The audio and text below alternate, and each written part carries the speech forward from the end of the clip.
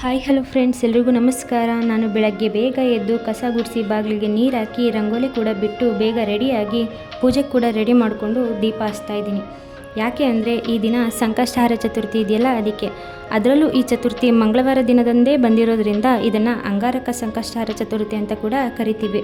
ಈ ದಿನ ಮಾತ್ರ ತುಂಬಾ ವಿಶೇಷವಾಗಿದೆ.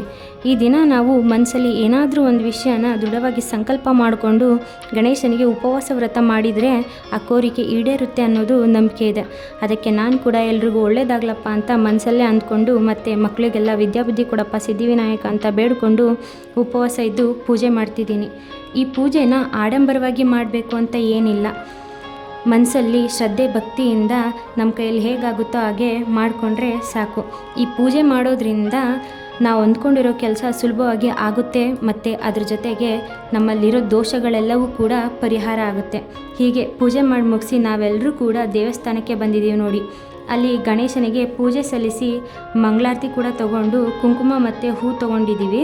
ಹಾಗೆ ಗಣಪತಿ ದರ್ಶನ ಕೂಡ ಮಾಡಿಕೊಂಡು ವಕ್ರತುಂಡ ಮಹಾಕಾಯ ಸೂರ್ಯಕೋಟಿ ಸಮಪ್ರಭಾ ನಿರ್ವಿಘ್ನಂ ಕುರುಮೇ ದೇವ ಸರ್ವಕಾರ್ಯೇಷು ಸರ್ವದಾ ಅಂತ ಶ್ಲೋಕ ಹೇಳಿಕೊಂಡು ಅಲ್ಲಿದ್ದಂತಹ ನವಗ್ರಹಗಳನ್ನ 9 ಸುತ್ತುಕೊಂಡು ವಿಘ್ನಗಳನ್ನೆಲ್ಲ ವಿನಾಶ ಮಾಡು ವಿನಾಯಕ ಅಂತ ಬೇಡಿಕೊಂಡು ಪೂಜೆ ಸಲ್ಲಿಸ್ತಿದ್ದೀವಿ. ಹಾಗೆ ಮನೆಗೆ ಹೋಗೋವಾಗ ನಾವೆಲ್ಲರೂ ಕೂಡ ಜೊತೆಯಲ್ಲಿ ನಿಂತ್ಕೊಂಡು ಒಂದು ಸೆಲ್ಫಿ ಕೂಡ ತೊಗೊಂಡಿದ್ದೀವಿ ನೋಡಿ. ಚೆನ್ನಾಗಿದೆ ಅಲ್ಲ?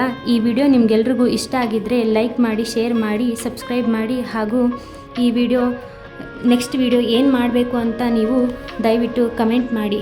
Thank you so much. ಧನ್ಯವಾದಗಳು.